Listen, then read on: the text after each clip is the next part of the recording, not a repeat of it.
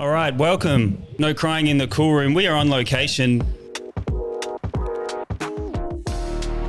Even now, you're like nut trauma. We've got Jarryd Goundrey with us. Because army chefs aren't chefs. If anyone's listening and thinks you are, you're not. The only person to forage with an M16 rifle.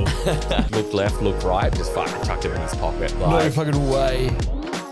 on the side, some croutons that they were then when you fed the ducks. I know. Oh my God. I know. Had to have that bitter. No crying in the cool room. We are on location. It's all going down. This is a chef industry podcast. Basically, it is a podcast about chefs, just reliving the PSD from their childhoods and lives and chefing careers. I'm Tim Kershaw, 15-year vet in the industry with me, as always, Lachy Sheridan, 15 years also. Make it 30, who cares, yeah. Another vet. And then actually, we have a guest today who is actually a vet Oh, yeah. of the army. So his PSD is going to be You're missing out the T. You're missing the out T out of it. Yeah, PSDT. So even now, you're like, nut trauma. Nah. We've got Jarryd Goundrey with us. I think that you mentioned that point that because obviously normal veterans, regular old military veterans have Anzac Day, Yeah. a day we can stop and reflect, play Yeah. two up, get pissed. Chefs need their Anzac Day. What day can we Anzac convert? Day, there's lines at the door waiting for breakfast. Exactly. So yeah. you need one day of the year where chefs can like get up as the sun comes up, they can reflect Chef's Day. on it all. I think the closest you get to that is like when people do like Hospo Mondays or something like that at venues, but you're still going to work. Maybe someone's working for those. It's a cheap imitation of Yeah, I know. Anzac Day for that. It's just because you're not busy on a Monday. Yeah, that's it. Come on. But all the chefs that we lost along the way. Minute silence, get hammered, play like that. two That's a up. good idea. Yeah, we can bring it in. I reckon you could have a good name or something, which we can think of right now. What do you reckon? I don't know. Yeah, but it can't be something like Chef Day. That sounds No, like no. someone will turn up for a feed. Yeah, Yeah. you get all those Masterchef mums coming in, like, look at my baked. Absolutely. Yeah, whatever. We can't have any influencers and that sort of stuff either. No, fuck that no, shit. no offense, but There's other people that call me that. not myself. PTSD.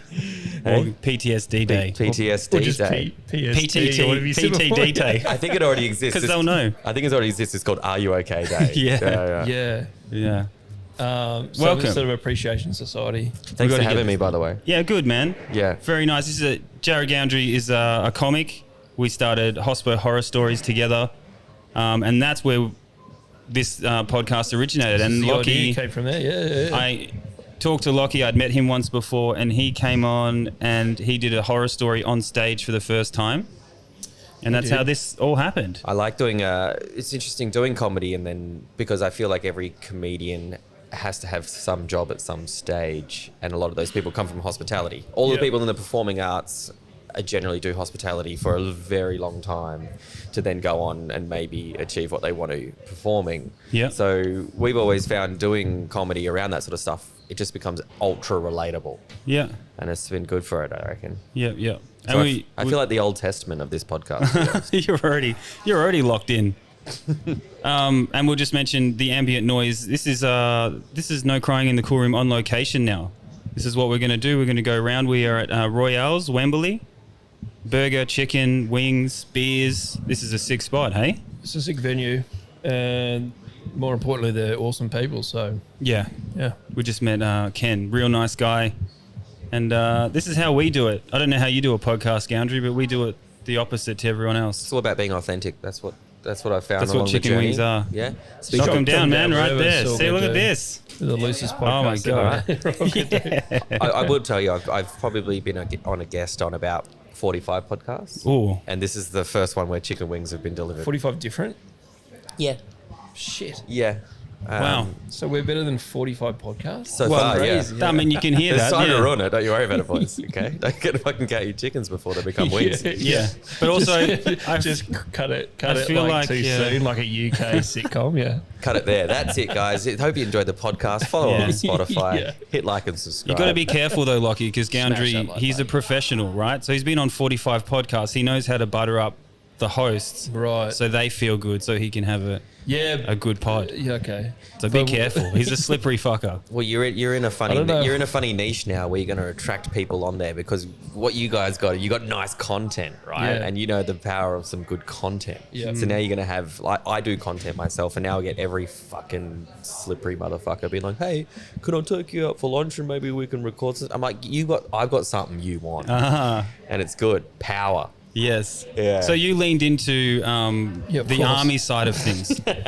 We were just talking about quickly before we turned this on that power is secretly what everyone wants. Yeah. Yeah. Yeah. Like Yeah. look at it, the whole of history, power. Yeah. You seen a chef with too much power?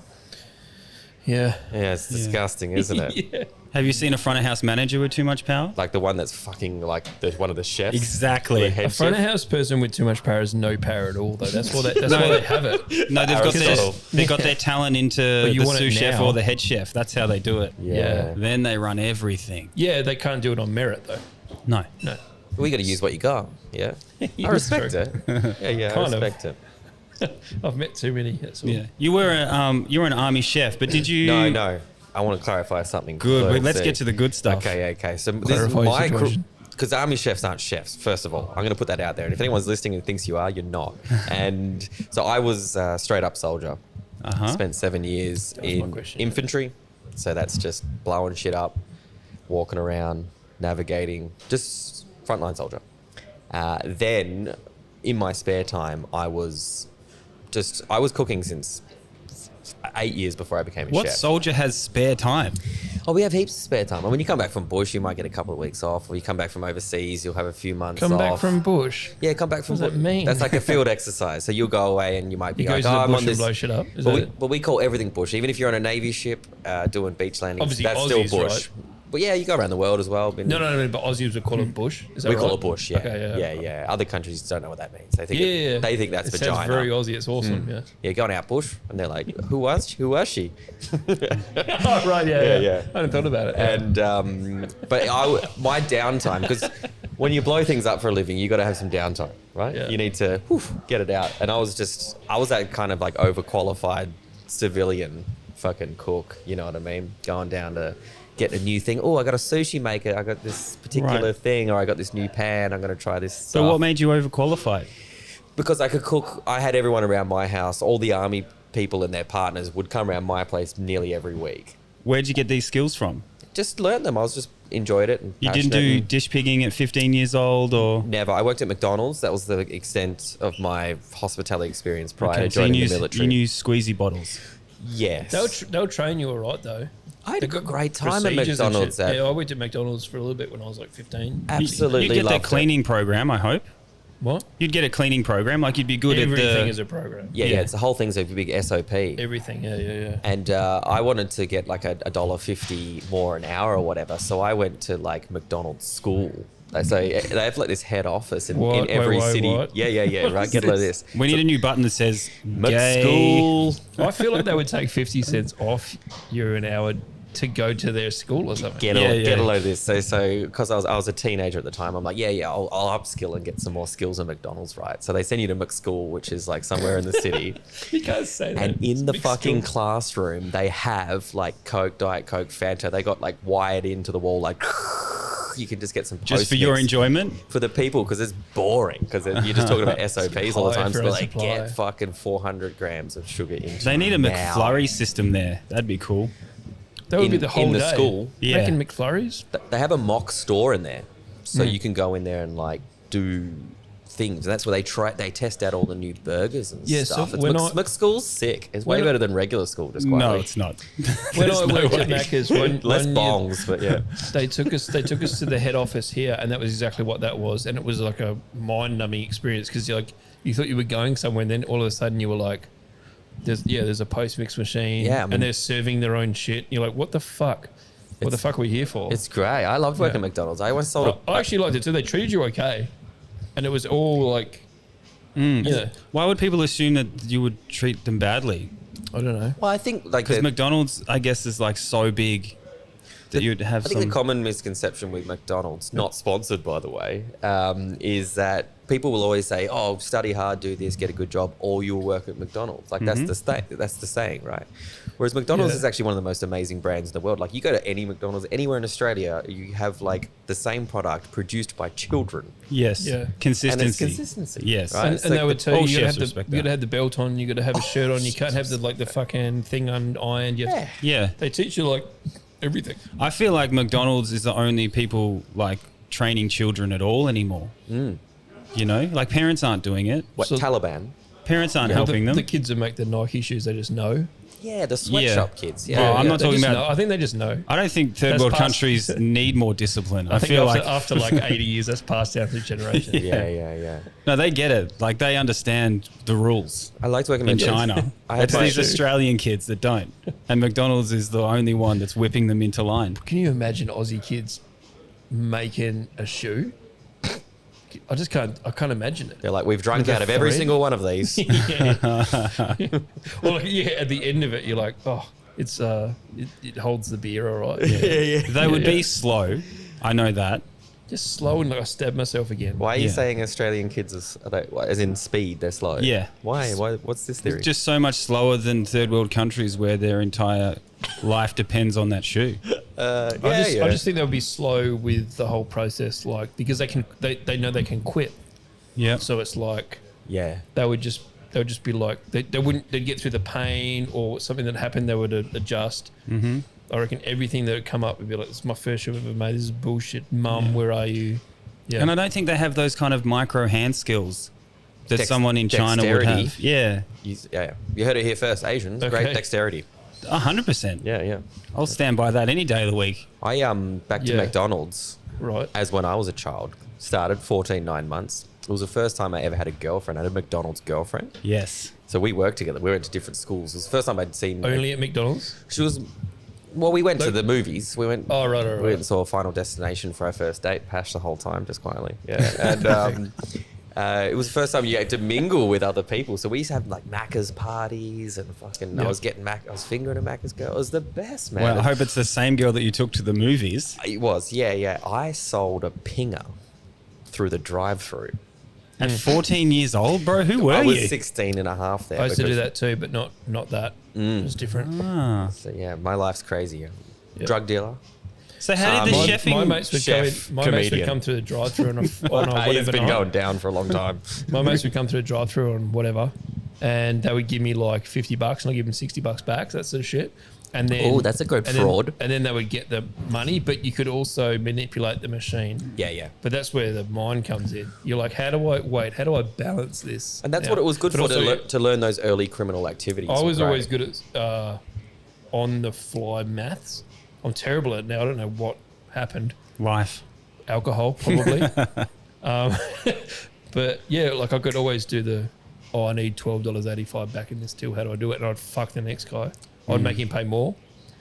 Or make him pay $4 more, and the next car $3, and then. Are you telling me that you would commit a crime and then the following customers would 100%. then cover that crime up by But, balancing I your mean, till incrementally over time? Possibly. Yeah, chef. That's fucking genius. Yeah. Yeah. Great. We chef. Yeah, great but as. they're all. I mean, like you can't dog me in because they were all part of the crime. So. Yeah.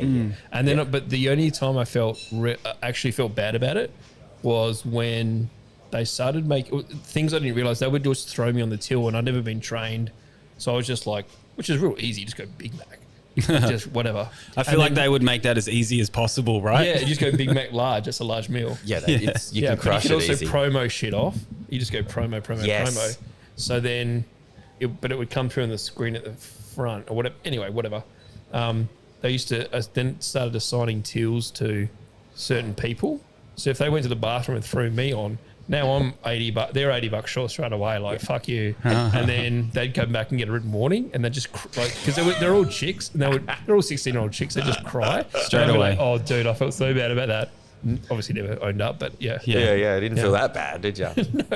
Yeah, that's No. good. I missed But those days. it gave me the more motivation to cover it up quicker Yeah. or more smart, or put extra money in a till if I like to. So shit like that. Yeah, good. Well, you heard it here first. So if anyone's listening and they want to get into crime, Yes. the perfect starting McDonald's place is the only place to start anything. Yeah. Yeah. All right, so we've got a massive misconception that you were a cook in the army. Nah, man, I used to fucking blow shit up. So you're cooking at home and doing the army, and then you decide to go into hospitality? Yeah. So did 7 years and I was fucking hooked on cooking, man. I absolutely loved it. That's and cool. I think because all ex-chefs, of which I am, will yet to be determined, to be honest. There's a lot of holes in this story. No, I'm out. And I want to blow shit up. We'll look back on their time. They'll look back on all the bad things. But when you first start and you're deep in and you're absolutely hooked on cooking and creating, it's fucking phenomenal. Yeah. It's amazing. And I was just doing that prior to the military. So then when my military time was, coming to an end, I'd signed up for 4 years. I'd done 7. I was looking down the barrel of going to a training establishment, and I wasn't really in for that. Mm-hmm. So I was like, I'm going to go do something else. Sorry, do you mean training for cooking? No, when I was in the military, I would go and train other souls. Right. So I was like, I'll get out and I'll just do something else in my life. I'm 25 years of age. The military is all I've known. I'll do this thing that I like. To me, that's how life works. Yeah. I'm like, I'll do this thing that I always fucking do. Yeah, totally.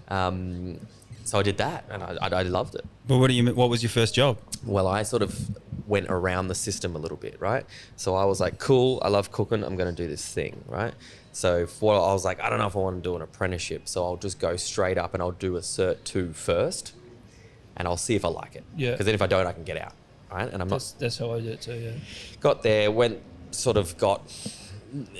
if you then go get an apprenticeship afterwards, you can get heaps of time on your book. Yes. So I was like, I'm 25 years of age. I don't want to be an apprentice for 3 to 4 years at my age, right? So I will go do this thing, and then essentially I could get a job, and I only had 3 to 6 months left to just fill in all the gaps. Yeah. And I worked for a company called QT, which was the hotel things. They were pretty new at the time. Melbourne? In the Gold Coast. Yeah. Because I was living just outside of there. I just got out of the military. I was already in Queensland. I kind of stayed there. And then I entered a competition, which was they picked 30 sort of apprentices from around Australia to go to Melbourne, and you just do this competition for 5 days. I got accepted into that and did really well in that. And then while I was in Melbourne, I was like, hey, I'm going to go work for free for the following 3 weeks after that at a whole bunch of fine dining restaurants. Because I really wanted to just be at the top of... You're passionate. I wanted to be... Were you reading all the books and stuff? Yeah, absolutely. Fuck yeah, loved Who it. was your guys? Farviken, the restaurant in Finland? Finland? Yeah. Norway? Sweden, maybe. Yeah, one of the Scandinavians. The guy who was up north who was burying everything underground 100%. And stuff? Yeah, Noma, all that sort of stuff. Really into... I guess this is 2012-ish. Yeah. A lot of that sort of simplistic cooking was foraging, all that sort of stuff was very on trend. I like doing that. I would actually forage myself, because I sort of took my military things, and I used to hike already. So I was doing foraging as well. Yeah, I feel like you forage, but also dig a trench. The only person to forage with an M16 rifle. Do they teach you that survival in? I guess it's bush tucker. In a Cert 2 hospitality course, do they teach you survival? No, in the army, it kind of makes sense a little bit if you're surviving. The last sort of gig I had in the military as I was going out is I was actually attached for a little bit to the survival school. So they instruct the downed pilots. So if pilots need to go through this course, hey, if you fucking pop out over enemy territory, you're going to have to figure some shit out for a little bit before we get you. Yeah. And it was my job to sort of lead the escape and evasion part of it. So we would just drop some pilots off. You got a 15-minute head start. We're coming after you with some dogs. Really good fun. Whoa. Yeah, it was sick, mate. I'm so into that. And we would spend... I can't beat a dog. We would do the gate. I'm actually into being chased for some reason. In that scenario. Did you feel like a bit of a sexual erection or something? No, I just sexual erection. As opposed to it's a just massive a power non-sexual erection. Military erection, yeah. Some blokes around me chasing me. Yeah. I've had some nervous erections that weren't sexual. Dude, every time I go on a bus, I get a boner. There's an old military term called you get a battle fat, which is whenever you're doing something. Like if you shoot a machine gun out of a helicopter. 100%. Ever done it? No. Good fun. No. I guarantee I'd be erect. You ever fired a rocket launcher? No. Sick. Both erections. But you can get it something called a battle fat, which is He's so veined up. yeah. And the other one is like sometimes when you're in a vehicle, like an armored vehicle, and it's vibrating heaps, you can get something called motion thickness. That's what I get. That's what I'm saying on the bus every time. Yeah. And I don't Motion take the bus thickness. off. Motion Avoiding the thickness. bus. Yeah, probably. And the planes most of something Oh about yeah, planes. always get a boner coming down. Yeah. Where were we? Yeah, getting chased by dogs. So, Blokes said dogs. I said blokes. There's something about blokes being chased now. which is good fun doing that escape and evasion stuff. We used to be real gay about it, and we would be like, let's spend It is gay. let's spend 20 to 30 minutes doing our camouflage cream, and we'd have like skulls and Darth Maul and shit, and we'd Wow. come and fucking because pilots are all a bit like a bit athletic. What's the nice? They're all They're the old saying- smart guys, aren't they? Yeah, but they're also jocks. So the old saying is, how do you know there's a pilot at your party? He'll tell you. Like, they're just fucking full of themselves. Yeah. So we would be like, all right, you can fly this $30 million thing, but when you get on the ground, like, you don't know what they're doing. So we would just fuck their world up, crawl into their position and stuff, and just fire fucking 30 rounds in the air and just watch them scatter. Ooh, battle fat. But to answer your Just question, 10 dudes dude, with erections shooting guns. yes, I'm into it. It Yeah. brings back memories. Yeah, it's pretty good being in the army when you don't have to go to war. Yeah, Hey. but I mean, I guess war's the downside. Yeah. To answer your question, there were people who specialised in survival and what to eat and what not to eat and all that sort of stuff, including some really great Indigenous guys that were around as well that would just teach you. We had the funniest thing. We had this guy who was around when we were teaching escape and evasion, where he would like listen to the ground, right? And then he'd be like, they're over there. And like we were like, fuck yeah, this guy is so wicked, right? And he just had no idea what he was And then doing. at the end, after a couple of beers, we're like, "What? How does it work when you put your ear to the ground?" He goes, "Nah, bro, that's just for you guys." That's so good. Because we're like, he's doing fucking Indigenous stuff. Did you see some good bush tucker? I saw this thing the other day. It was called a bush coconut. What's bush coconut? Never heard of it. No. Bush coconut is like a worm that gets into a certain type of tree, and then the tree grows around the worm. Oh wow! Creates like a really soft little coconut, and then they eat the grub inside. Did you get some good bush Does tucker? the grub, does it like enlarge or something and breaks down, or is it still alive? It's still in there. It lives in there. Wow. Symbiotic. Yeah. It's symbiotic. That's first time I've ever heard that. I don't know. word. What did you learn? Did they give you some good? Like, do you I don't look know into what the that bush? means. Symbiotic. Yeah. Those fellas were friends. Two things. Oh, they need each other. The tree and the grub worked together Yeah. to be mates. The sum of their parts are We're greater together. symbiotic. Me and We Tim are. symbiotic. I think you We guys are. are symbiotic. Yeah. We are. This guy, I don't know, but You're the tree Us too. and I'm the grub. Yeah. okay. Yeah, I agree with that. Yeah. I'm just rot it up all the time. So then did this competition, which was real cool. It was like a lot of taste testing, a lot of like, you got these ingredients, go make this, like just that general sort of We know, cooking Masterchef. competition stuff. Yeah. Before there was cameras. That's where they got all the things from, right? They just chef competitions, and they just went, oh, we'll just fucking put cameras in here and people with like arts degrees and just see. But what happens. made you go to a competition so quickly? Like, were you working? I just saw it where I was doing this. My TAFE. Sorry, there was a poster. Yeah. being And you like, weren't in a restaurant. I was at QT at the time. Okay. And so- doing the so- TAFE course. I'd And done the TAFE learning course, then some, went to QT to finish it off. which is some hotel shit. Yeah. I had four Breakfast service. No, I had 4 restaurants in it. If that Ah, made yeah. sense. So Yeah, you kind of kids- I walked went in to and then you QT had in place. Perth here at Santini as well, the best ones here. It's So they they do have, like- very good stuff. Yeah, Yeah. I was pretty impressed So with QT. it is both. It's a weird thing, right? It has. They call them outlets. Yeah. So although it's in a hotel and you might have your in-room dining and your functioning and all Yeah. that sort of stuff, you will then have outlets that will be like, so if you stay there, then you can then go to a restaurant within it. But it yeah. is owned by Yeah. the governing. And did you have a body. good chef? It was great. Well, my first chef there was the executive chef was amazing, but then the first dude I ever worked with was potentially one of the worst chefs I've ever met. He Nice. was, because the first outlet I worked for was South American themed, and he was from somewhere in South America, Yeah. and he was extremely incompetent. But he was just hired because he had some authentic flavors, but he couldn't do anything under pressure. So he could be like X, Y, and Z, in cold blood, Yeah. fine. But as soon as shit got wild, he used to break down. I saw him take a docket when we were backed up one time, going down hard, he grabbed a couple of Dockets, had a look at him, looked left, looked right, and just fucking chucked him in his pocket. And No. I was No like, fucking way. and I remember, Holy and shit. and If I was, saw that, I'd swing, dude. That's the worst thing you do. What is he hoping to happen? I was just about to blow up. I was brand new, so I was like, Exactly, yeah. I'm going down myself in whatever the hell's happening, and I'm like, oh, he must be doing something with those later. That's and then panicking, obviously, eh?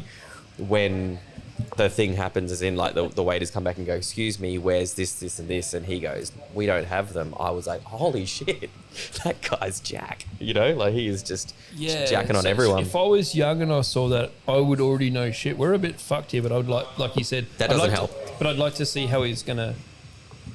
Yeah. I've never seen this before. I'd like to see, but as a veteran, if I ever saw that, you're like, we are way worse off now. If you do that, you're just panicking. You're just That doesn't help anyone. It It's didn't help never us in gonna the help time. anyone. Did you see him do it more than once? Yeah. And it was like, That was his go-to Just move. throw Dockets on the fire. This is- Oh my this is god. also my first job as in that I've been like hooking in, reading, learning, doing all this stuff at home. Like Yeah, yeah. when it's safe. Then I went to a school You're reading where it about was safe. You're reading about pickling carrots underground, Yeah. And I'm like- fermenting Yeah, things. yeah. And I'm like, This guy's oh, just wow. stuffing Dockets in his And, pocket. and then I get into the fucking trenches and I'm like, oh shit, there's people play dirty here, right? Yeah. And I was like, oh, this isn't good at all. But That's luckily, funny, actually, luckily yeah. got fired. So Of course, yeah. That's a funny Because every thing time- I've ever heard of is like, well, never thought about, is that first time you see someone doing not like what you think is triple Michelin star shit. Like, I can't Yeah. think of the first time, but I remember vividly. But there's a trend. Yeah. Anytime it gets busy, we lose 3 Dockets. What is that? Why do those tables wait an hour and a half? Yeah, But- but I don't want that question ever. Just do them. No, my but, God. But more importantly, like, what's the customer's experience of that? So they sitting down, it's fucking X person's like anniversary, it's someone's birthday, Yeah. we're taking grandma out for the night. All You of a don't sudden, get food. they order, they get excited, they start seeing food drop around them, and every Yeah, other table which is that's the not worst them. feeling, hey? And You know then when they- a table comes out, you know it, you've clocked it, and a table comes out before you? Yeah, and then they're Yeah. going to start what? They're going to start giving the floor staff the eye to be like, Yes. can I get something's going on here? The floor staff's eventually going to go, No, I put what's through that going to docket. happen here? Yeah. And then they go back to the kitchen and they Now go, it's been an hour and a half. So that's those people who ordered that food that got stuffed in that pocket through a panic attack. Yeah. They not only deserve their money back, but they need a fucking good apology because that sucks, man. Yeah, like what totally. if it was, hey, yeah. old mate just did the greatest thing ever. Let's go out and celebrate tonight. Like, what does that mean for them? They just ruin their night. They go, that place was shit. Yeah. But they just Forever. cock block their happiness for the night. Yeah. Sorry, because to think too much for the customer, but like, you had to do the dishes eventually, right? Like of course, like when they would put them back through. He'd be like, "Oh, we never got them." They'd be like, "Whatever." Put them back through, and then now you're doing them an hour and a half later. Just extending Unreal. your fucking night. It's so it just it's Unreal, It's fired unreal. me up. Yeah, and it just fired you up. What yeah, are you doing? and that was, I think, I remembered at the time. You're I was like, affecting people's lives, man.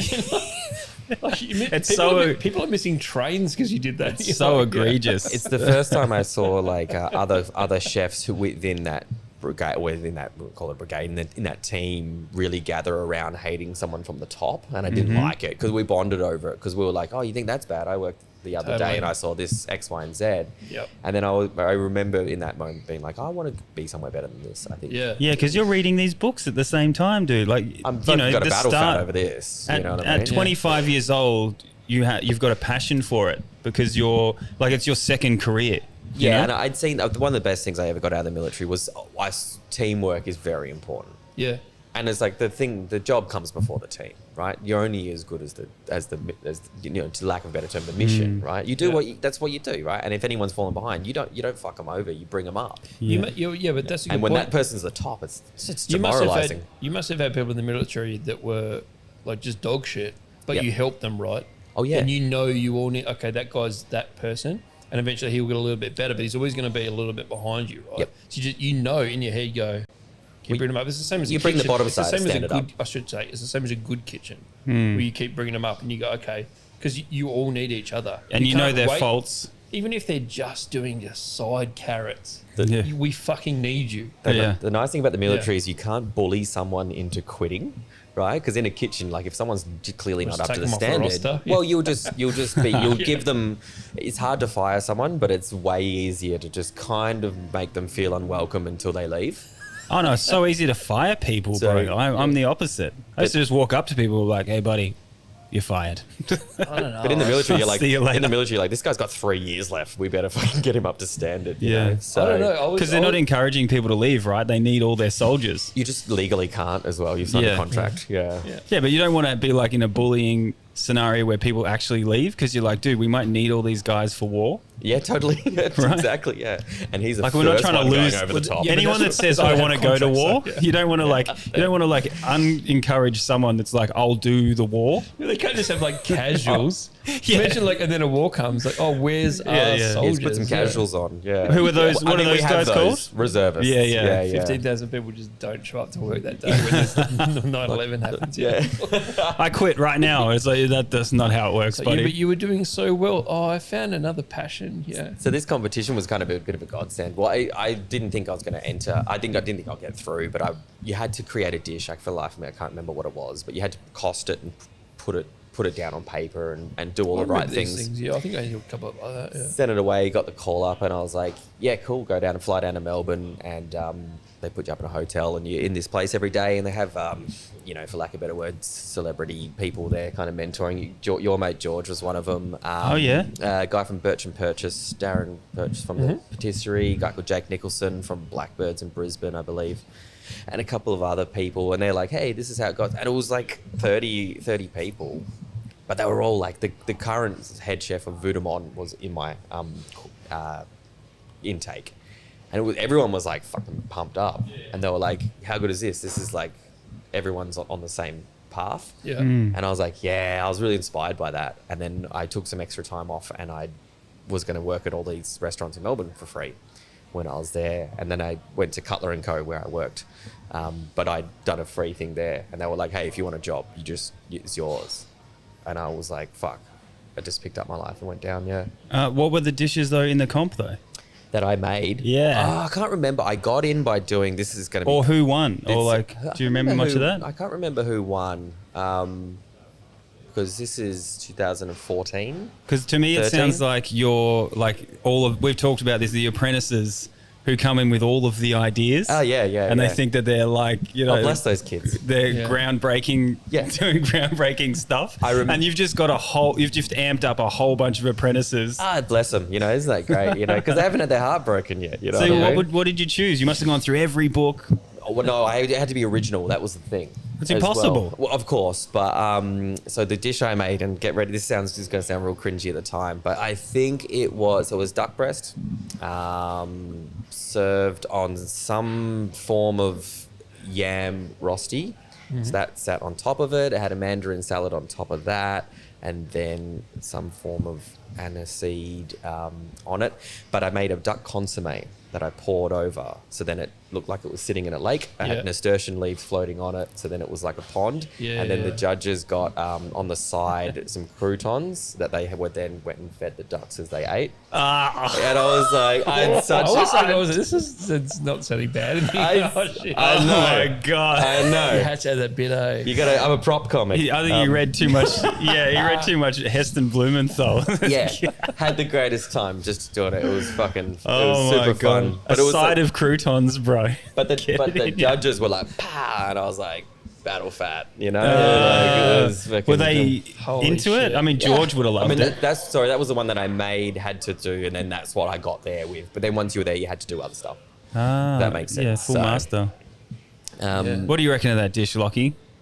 I'm alright with it. You're all right? Just don't feed the ducks. The I mean, I was. it's just duck colour. I was like like, the fucking. I don't I love was- the nasturtium and I don't love the rosti, but nasturtium's overrated Yeah. as far as a flavour goes in general. You don't eat I it. think so. Not with like a duck consomme. There was a phase there where a lot of people were using the leaves. I mean, throwing it on everything. Yeah. yeah. I saw. Yeah. I It's saw. just a lily pad and the little rounds of everything. I saw a Everything- nasturtium everything gel. around. People were using like a lot of that sort of stuff for, Yeah. and those It's also essentially those. a new name for a while. Correct. Yeah. So I was, as a 10-month in sort of guy that was like in the industry now, I was like, yeah, I was super pumped. 10 months and you're already doing that stuff. That's nuts. I don't think I got to touch anything until I was 2 years in. And that's why I decided to kind of go I was around like, that process. Maybe it depends where you are. I was prepping. I was prepping and poaching it. Like my breakfast game was massive. Oh yeah, I wasn't- didn't get that till later. I wasn't doing consommes and stuff. That's for sure. It was good, and then enjoyed it. So then I was like, Cutler Co were like, if you want, you can, and I was like, Which Cutler Co? Wait, what year's this? 2014. So they would have been almost at the top of their game, hey? He had 2 hats at the time. It was before they split the restaurant. I think now when you go there, it's half the size, and there's like more of a casual side to it. Yeah. Yeah, it was great. I mean, I loved when I've worked there for free that time. I was like, oh, okay, this is pretty fucking intense. Yeah, and so I got excited by that intensity. I'm a bit of an adrenaline junkie. No shit. Like, I guess. Do you know Cutler Co? Yeah. Yeah. The military cooking and now comedy is more of an adrenaline game for me than. Yeah. It's definitely not a financial one, that's for sure. Yeah. No, it is adrenalines. I'm still chasing adrenalines as well. Yeah. So But I saw that there, and I saw the care that they were doing. It was, not to sound too weird about it, but it was the first place I'd ever seen that were getting a whole bunch of ingredients and letting the combination of all those subtle flavors to then create something amazing. Whereas I think a lot of restaurants will have one banging item and then put a lot of things on that plate to contrast that to sort of like bring it out. And it was more like it was a greater sum of everything that went into it. It was like a symphony as opposed to just being like, here's a fucking great front man with some shit band. yeah, and there And I was wasn't. fascinated by it. Do Yeah. you remember if there? Do you remember if there was other restaurants around doing that kind of Cutler Co thing? Or they were still back there doing the... I mean, in Melbourne at the time, yeah, definitely. Like you had your pick of the litter. There was, I mean, all the other restaurants would talk shit about each other and stuff. Yeah, even though totally. we never saw each other. Totally. Yeah. We used to drink at one. There was a couple in the Fitzroy area. We used to all drink at this place called the Black Pearl together. But it was just super inspiring, and they were doing. Yeah. My memory's a bit faded, but I think they had 9-course degustation at the time, including, you know, the little courses in between where, like, once you were to sit down, someone would open up a cigar box, and they had these. It was brick pastry that were cooked around these metal rods that then they pushed out, filled it full of like smoked cheese, and then on each end had some other flavored gels, and that was just what you had when you sat down. And I was like, "That's great, cool." Those rods are fucked. That whole dish So was fucked, that whole dish was a pain in the ass. Yeah. It was terrible. And they just snap, eh? Yep. Like you'd have to eat it real hot and oily. Every staff meal was just made up of all the shells of this dish. Yeah, So like this with the garnish of this and stuff. Because all I can remember when you first started saying that was just like, my hands are hurting already. Yeah. Because you can't, there's no point fucking around. Just get hot and burnt and make them work. Yeah, and yeah. also you need the rod again for the next one. It's not like you. Oh, dude, and the It's got pastry, one rod. the It's pastry horrible. chefs used to look after it, but the whatever section it came from were the ones that were using it. Yeah. So we were always going to another section to be like, fellas, we need, and they're like, we just fucking gave you something. Yeah. Like, it was this real shit job that And you didn't want to like everyone hated. You didn't want to like pipe them and bust them either. I remember That would happen all the time. Yeah. You had a strike rate of every one that you made. I And think. you want to go and tell like the walk of shame to say you busted the last one. I know they're fucking balls deep in making ice creams, and you're just like, gah. And what really I impressed. forgot about that. What were you doing with them? Like what? That was sort of the same thing. I don't remember where I am, but I vividly remember making The it. rods. Just and then the clinking of all the fucking rods, bro. Like just Yeah. the clinking of it, and they were always so hot. You just had to go, oh, I'm going to burn myself for the next hour or however long it takes, and no one better touch me while I'm doing it because I'll break. And yeah, but it was one of those things for a while. It was definitely cheese. I think ours had not smoked, but it was like goats or something in there, some blend or something. Yeah. What really impressed me about working at a restaurant of that caliber was upstairs from it, there was like a team of like 6 ladies that would just work the office. And if you, let's say a table of 4 wanted to go out for dinner, they would be like, cool. And they would talk to them, what allergies have you got? What's the occasion? What's this? What's that? And then they would print menus every single day. So if we sat down, you'd have a cover number for what everyone is. And if you couldn't eat gluten, for example, you would have a different menu just placed in front of you with no options. So everything that you could have was tailored on that menu. Yeah. So the person never had to ask. It was just effortless for the Yeah, we had the same thing at the press club. It was so fucking cool. Yeah, I really enjoyed some of those things. They're the things that got me really agitated afterwards. Yeah, because you didn't have the nice the good, they're good staff that are doing that too. Yeah. So if you don't have the good staff that understand how nice that is, And for how- everyone too, and how it's not just easy a it diner, is. it's nice for you. Yeah, yeah. Because you go, this is the menu, and you're like, perfect.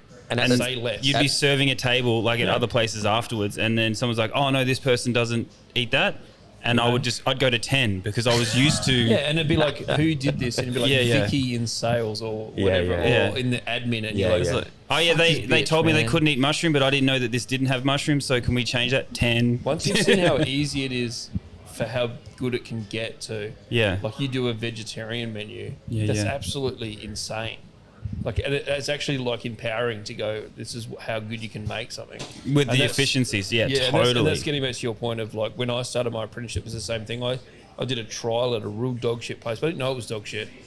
But the way they were doing everything was just like throw together, make this, rather than they cared about it. And then I did a trial where I ended up doing my apprenticeship that was exactly like that.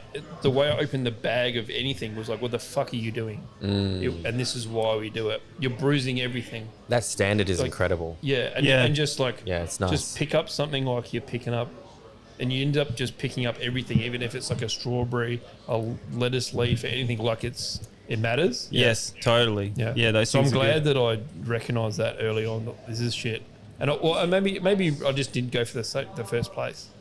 When you And couple then, yeah. that sort of like experience with awesome front of house staff, like I'm assuming it's the same now, but like professional front of house staff in, Yeah. in Melbourne were top tier. Yeah. It still Perth are. doesn't have But it. they are professional. Yeah. We're just high uni students Exactly. that know when their end date is. Yeah, they just don't have That's what I the as much of like the career pride in a front of house They don't think of it stuff. as a career.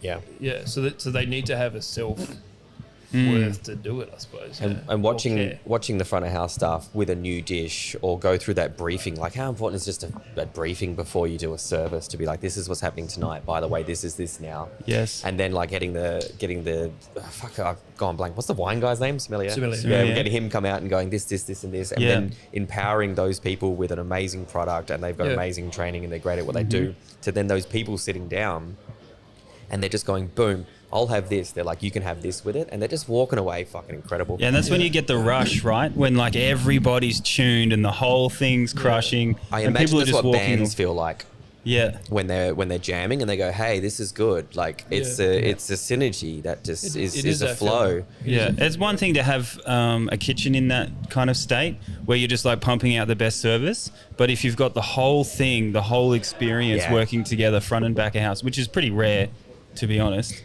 Yeah. that's killer. Yeah. Do you, when then- you went there though, did you go straight into larder? Yep, 100%. And were you at the bottom of the rung, Yeah. peeling prawns? No, nah, just heaps of just like, I mean, like peeling fucking tomatoes and stuff, and then making all the cheese dressings, all the dressings, all the salad prep, all of the. And you were under, because you staged, right? So you must have been under the larder chef. I think we had 3 of us Yeah. on a larder every night. I think that was. Someone will pick up if this is wrong, but like I think there was probably 14 chefs for a 60-seater, which is that way. What did the kitchen look like? It was all open, which is incredible. The larder especially had seats that you could sit around, so you would have the customers, the table for 2s could be there, which was. So if you were having a really tough night and someone's going, how do you make that? How do you do that? How do you do that? You would just internally fucking hemorrhage. That was my. This is scary how close it is to my apprenticeship. The entire kitchen was open. Yeah.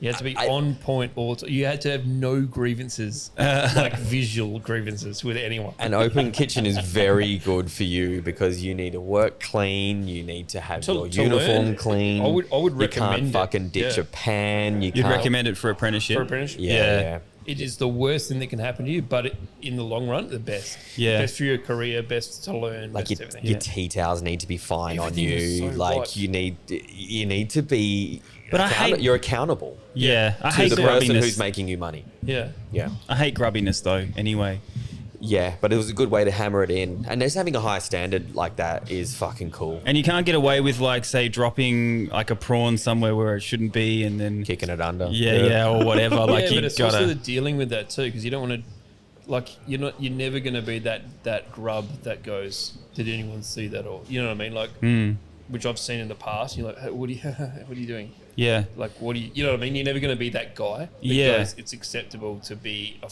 grub ever. Yeah. You're right. It's so right because Then it just becomes muscle memory, and then you just Because you can slip into that and you can get away with that easy. if you could teach a chef to like I've seen it later, but I didn't realise that's how it was because I was so green. I've never worked anywhere else that wasn't an open kitchen with these high standards. That when I went to the next job, I was like, "Fuck, have you learnt your shit?" The flip side of all of that obviously was like staff turnover. So I think the kitchen when I started and then to when I left wasn't the same. If that made sense. Yeah. and they all come through larder first, don't they? Yeah, so there was one time when there was me and this other guy called Joel on, and then the third spot was just fucking rotating for ages, and we couldn't like nail anyone down because then they would leave. It was in that sort of real, like we never felt secure. We were always fucking going down. Yeah, and because you're always training, and we had the same thing at George's. When in larder, if you got to come through larder to get somewhere, just because you need the basics. Yeah. And that person could never handle it, whether it was 2 people or 1 people.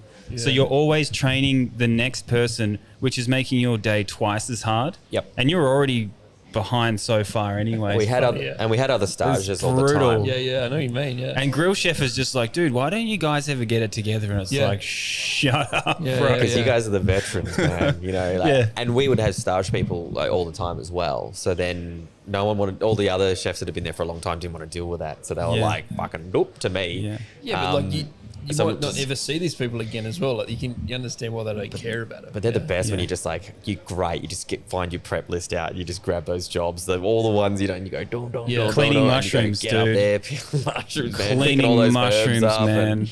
And we didn't have what used to infuriate me is we didn't have a kitchen hand during the day. We only had one for service. I didn't know, man. Like that's nuts. Well, so we had surely because you had Sarge on. I think we had to do 30-minute rotations through. So twice a day you would be on the thing whilst going down. So someone's watching you. Yeah. No, thank you. I'm not adding that. But like as a business, you'd be like, look at all these people that can wash dishes. Right, and you were always like just going down, and that shift would always happen at just at the worst possible time, even though you knew where it was the whole day. Yeah. And you just like, oh my god, and then you're like, and then you're like, wait. But and then that gave you an staff meal as well. But that gave you an amazing appreciation of being like, don't give me this shitty fucking lid, rinse your stuff out. Yeah. Like, you know, you were also a part of the organism of the thing. It was just, it was intense, man. This is pre sort of like George Columbaris getting busted because like everyone was doing the same thing at the time as far as labour. Yeah. What year was this though? Were we doing the same thing at the same time? Probably around 2014 to 20. I think it was the same time. Yeah, I felt like that was a I wouldn't say a high watermark for Melbourne cooking. I probably looked over at a bar and someone whispered to me, "That's the Cutler Co fags," and I would be like, "Fuck them." And I was sitting there weeing in my mouth like, ah. But if we talk to each other, it'd be like, dude, do you do larder? And I'd be like, yeah, I do larder. And it'd be like, wow, we're best friends. Yeah, we just bond over the worst job.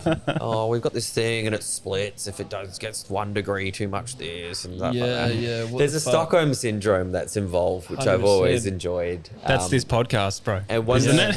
And once you break, I'm going to go from the optimistic side to now like the reality. Because like I never want to diminish how I felt at the start because it was such a magical time and it was really fun. But then once you pull it all back and then you move on, you go, there is a terrible side of it all, right? Yeah. But I don't want to like do that at the expense of how I felt in the moment because that was real as well. But yeah, guys, we were just turning staff over, always going down. People were struggling. It was hard. We start early, 9, 10 o'clock in the morning, sometimes get out at 1 o'clock the next morning and start again. Ironing your shit when you get there. Yeah, we had the full upstairs. You'd have to, we had cooking whites and then we had service whites, which were really handy. But so we would go in and when we were closed, we could kind of have free dress day a little bit. But then you didn't have lunch service? Only one day of the week, which was Sunday. Oh, that's handy. It was handy. I don't know what you're complaining about. But every now and then you'd have like external functions as well. But you know, it ground people down.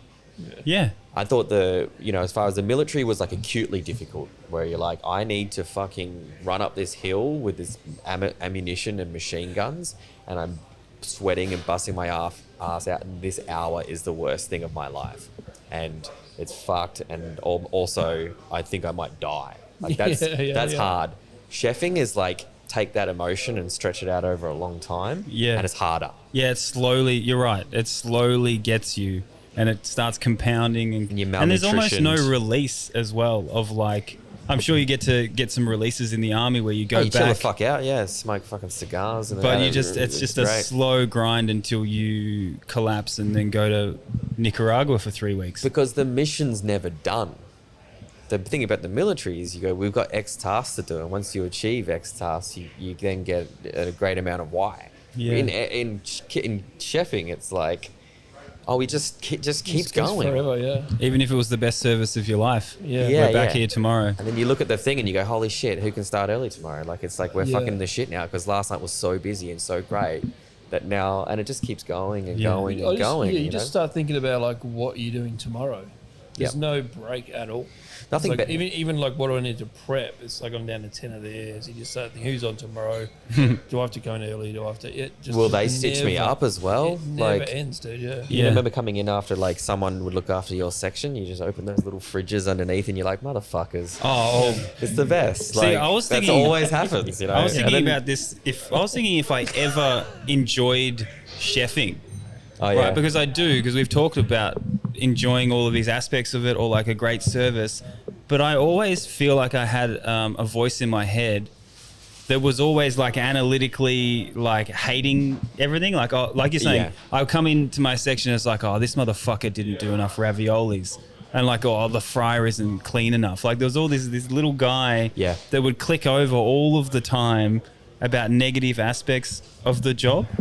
But I felt like I enjoyed it at the time. But then I look back and I think, oh, I was actually like always kind of like, I wasn't very joyous a lot of the time. There's happiness in my in being brain. challenged, I was about to say that. Yeah. which I think is rewarding for a certain period of time. But this is what I think chefs go wrong, because you know the old saying, "There's no such thing as an old chef," because you need something out of it. And what I think breaks chefs is that there's no financial reward. Yeah. As in, like, sooner or later in life, you want to have some wealth. You want to be able to Yeah. create some wealth, and you want to be able to create something more for the people that come after you, i.e. your family. Yeah. And that's very difficult to achieve in cooking, because you need to go to that next level, which requires a lot of time wealth to put in. You know, you need to buy a stake in something, put some risk, put your name on things, and Yeah. not many people get to that point. Or it's always, no, it's like more effort for more money. Yeah. You know what I mean? Like You- executive you can get chefing there, but it's is just like more another, effort. Exactly. It's another mortgage unless you want to do exec chef, and then it's like Yeah. I don't want to do paperwork and stuff. Or Yeah. you need to sacrifice creativity. Yeah, So you go, that's it. that job on that fucking mining, on that oil rig, Yeah. gets this. Yeah. But that's not what we got into it for. Be the executive chef at Uluru on 250, and it's like, no. But the person that got into it they got into it for the rush. They got into it for the hustle. But you're the perfect example, man, because you got in later, and you got in like with the passion of cooking, and then you went to the passionate cooking place, and like you said, probably got ground down eventually. Yeah. I was. The side thing to the whole thing, and like we were working this amazing place with a whole bunch of people with just like fucking mental problems and drinking problems, right? Yeah. Yeah. They were doing this most delicate things, and like malnutrition and getting Maccas on the way home. Yeah. You know, they put flowers on things with tweezers, and then It's insanity. and Yeah. then drink on the way thing, and We drank pretty much every night in that period of every time. time, man. And I wasn't looking after myself. I think 12 you'd get to the bar, Yeah. and 3 hours sleep, and then you're up at 7 back at it. Because you're just craving some release, and when you Yeah. work especially a long time, and that's the other thing. Like a lot of time, people were You don't quitting, sometimes so look you're like, you don't have forward that to it day. Yes, that's exactly. You're like, what the fuck am I going to look forward to? This is 16 hours. Where's Please hit 1 a.m. Yeah, 'cause you And I know need- this place closes at 3. You need something, right? Yeah. A daily What something. are you going to do? You can't go home, sleep, do it again, go home, sleep, do it No, again. Like a that would monk. send you psycho. Yeah.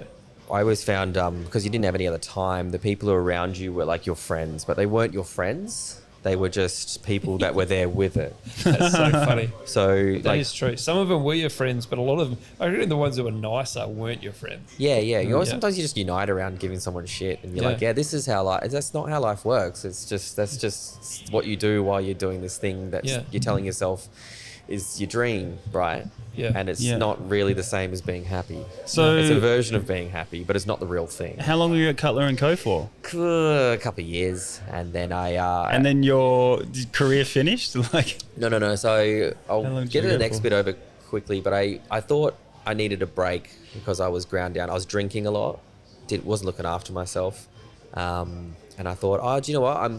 Someone had told me that they were opening this fucking sick cafe. They're like, it's gonna be like fine dining, but in the morning. And I was like, maybe I just need a I've heard that before. exactly. And I was like, maybe I need maybe I need a break. Maybe I need a break from the night. So I'm just going to try something different because I Yeah. still love this thing, but right now I'm not feeling like I love the thing, which sucks, you know? It's like sometimes when I hadn't lost the passion, but we were having a rough spot and I was decided to do something new. So then I went into this new thing that was like a tip fire and I was like, fuck. You know, when you just go into something and you're like, oh no. And I worked with this chef that was like probably the worst chef I'd ever met. even worse than Docket Pocket guy? Because he was incompetent. This guy was just evil. And he'd started this thing. The old Docket Pocket. The old Docket Pocket. Damn, I wish I'd thought of that at the time. I've never fucking heard that in my whole life. I would have crushed Still the staff shocked, party if I'd got that at the time. Fuck. And went to this place and it worked with this head chef who was kind of evil. And he had a bad ego. And this place had just opened. And for example, like, he would just do fucked stuff. Like, he was like, had this focus on we wanted to do lots of specials. And I was like, okay, I'll do this. I had this special that I'd worked on for a couple of days. And then I was like, we're going to do it this day. And then he was like, instead of putting it on the menu, he was like, waited until like 1 o'clock that day until he'd made his own. And then on the cool room had this tally of how many had sold. And it was his that were. Oh, but then he like Jesus briefed Christ. up the floor staff to like push his. And I was like, this is unnecessary. For and what reason? Yeah. weird ego shit, hey. And Yeah, you could find that elsewhere. and I You quit. have to That was do that that was the work. first job I quit. Wicked. Let's get how. How did you quit? My partner at the time was like, you got to fucking not do this job. You're a piece of shit. Yeah. In words, right? And I was like, I just, I want to, and I was putting a lot of time and effort in away from work to try and do things, and it got me. Like I came home one day and she's like, what's wrong with you? And I was like, I just need to go to sleep. And she's like, you're depressed. You're depressed. Yeah. She goes, you're depressed. And went to the dog park that day and whatever. And she's like, you got to get out of this shit. And she's like, this guy's fucking getting you down. And like, I know what you like. You always want to keep doing that. She goes, I had 2 days off. She goes, oh, you don't go back. Yeah. And I go, No, I you can got do my, that. And you're like, I what? said, I got my knives there. And Yeah, she goes, bro. Nah, you got to go back for and then 15 and seconds she it goes, takes to get your and shoes she in. Wait, goes were they to good me- knives or bad? They were great knives. Yeah. And You wanted them, right? She They're goes, your knives as well, though. Fuck them. yeah, it was a full roll kit. I had a lot of good stuff in there. I was really fun about it, yeah. And she said, well, you got to not, because I don't want to hang around with this. Yeah. And I said, all right. So I just planned this prison break for a week. So I went back for my 5 days on. Yes? Yeah. And I was like, I don't know if I can leave a job. Obviously, I'd seen it happen like 28 times, right? Yeah. Just old mate just doesn't come back. But also, you don't want to get 3 days in and then want that money and walk or something. Do you know what I mean? Well, Like, my day, I'd figured it out. So Okay. essentially, I could just prison break like essentially the day after payday. Yes. And I was like real happy. And I was like, cool. And I was dealing with old mate shit. And I felt this euphoria. I was like, ooh. Yeah. And then I didn't think I was going to do it. But then I was going to take my knives home and I was going to see how I felt for 2 days. Yeah. And I'd had enough money to take a few, like, I think about 6 weeks off. Yeah. And I was like, well, I'll take that and I'll see what. And then the day came 2 days later and the alarm went off and I went No. off. Fuck off. Yeah, but that's such a good feeling. And I was like, that was sick. I've done the same thing, but I accidentally left my shoes there. Ah. And then which is fine. I'll just buy new shoes. But I just bought them and they were like, whatever. And then, but they kept messaging me like, Sick. we've got your shoes. And you're like, I don't know. I kind of weirdly cared about that too. But I'd planned it too. Yeah, yeah. Like Yeah, the I'd prison escape. maxed my holidays and went, oh, so they'd actually given me a week extra holidays. Yeah. And I'll come back and earn them again. Yeah. And it's the first time I really took holidays anywhere. So I knew I was fucking them extra. And I knew I was going to quit. So I was going to do the 1 Fuck week. yeah. Same thing. We got paid on the Monday. We were closed Monday, Tuesday. Monday, Tuesday.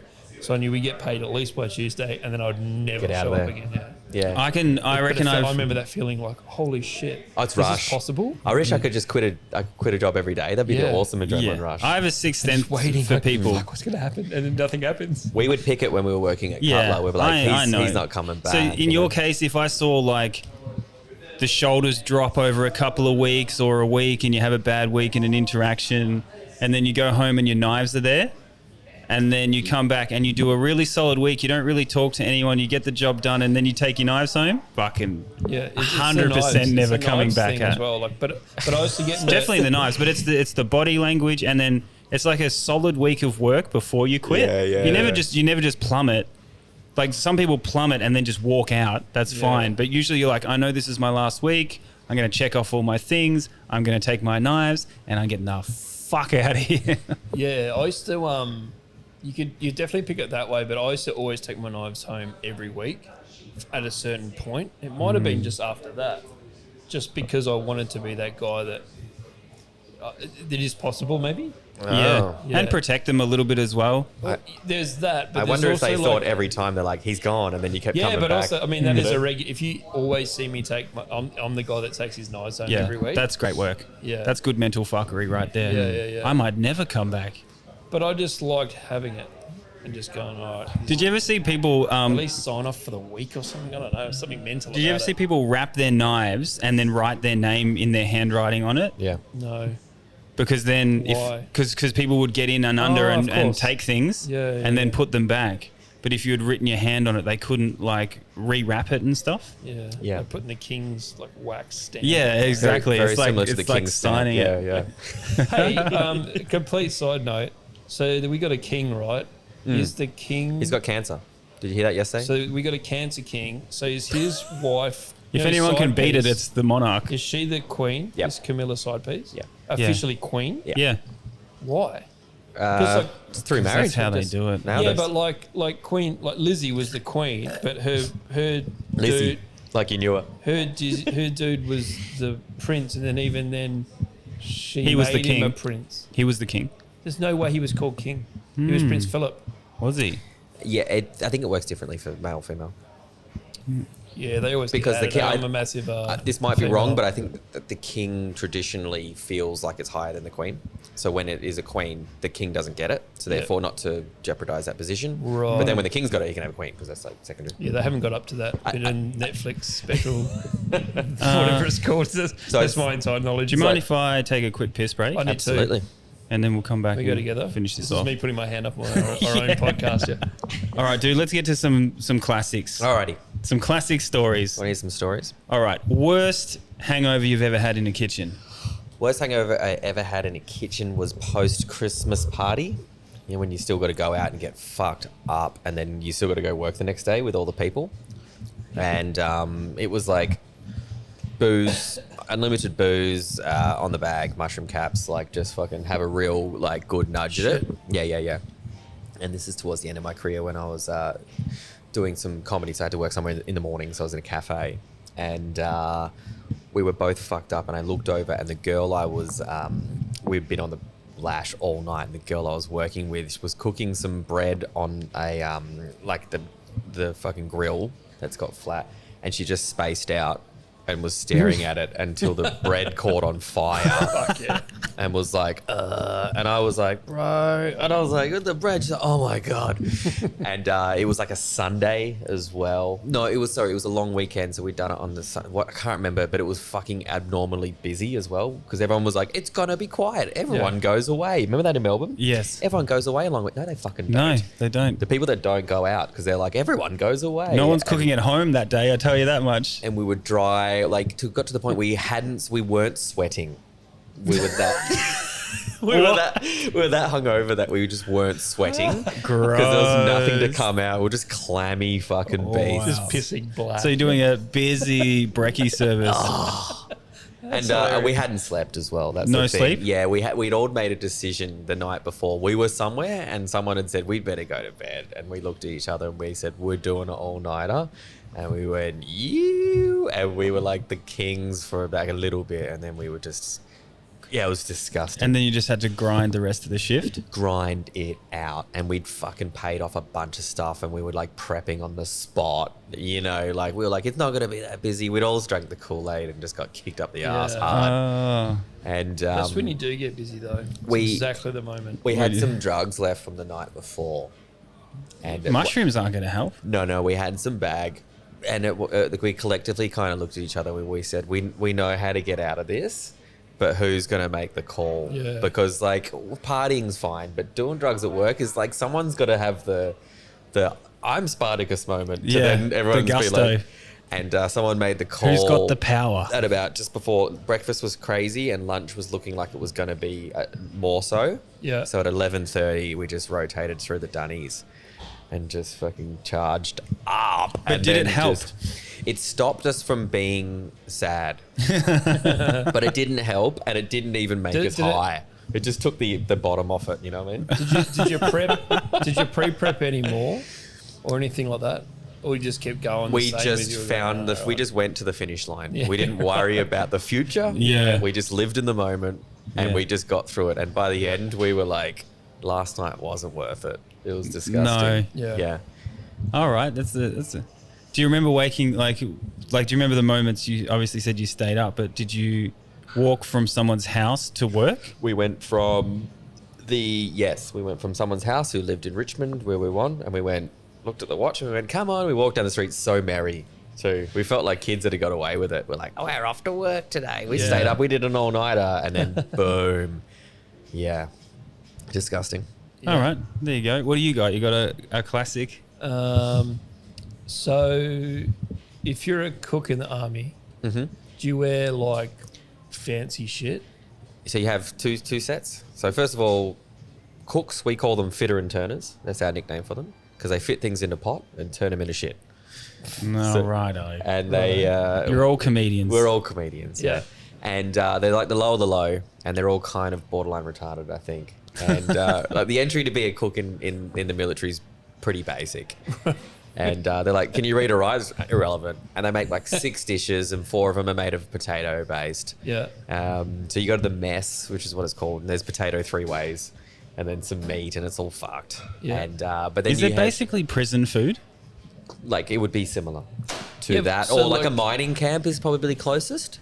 Oh, mining food's great at the moment. Oh my Let's see god! What he had, dude. Oh really? I don't eat that way. Oh my god! Wow. Okay. Mining food's off the charts right now. Okay, well maybe it's not then. then. Some next level bougie shit, eh? Jesus. I'm like crazy and all kinds of shit. Bleu. Yeah, seafood night.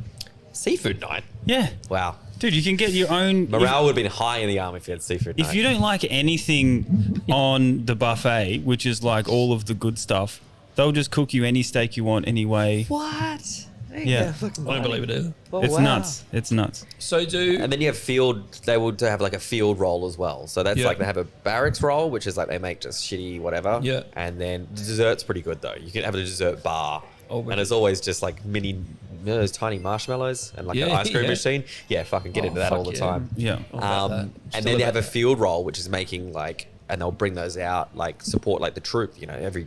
Yeah. And that's like calorie based. So they're like, these soldiers are doing this amount of work. They need like 6 times the amount of calorie intake of a normal person. Yeah. Okay. Because they're working so hard, right? And then you're pretty happy to see that when you're you would filling think up it would be sandbags like... or building trenches. Like it would that's be hard work. nutrition based. Like it wouldn't have anything to do with flavor. It would just be all nutrition. Yeah. Fuel. Yeah, it's like, okay, they need, like, surely some scientist just comes in and a soldier needs this much nutrition and these things and those carbohydrates and bam. But that's kind of what you want though, Because right? the opposite out bush is like you have ration packs, and then you have people that they have ration pack Masterchef challenge.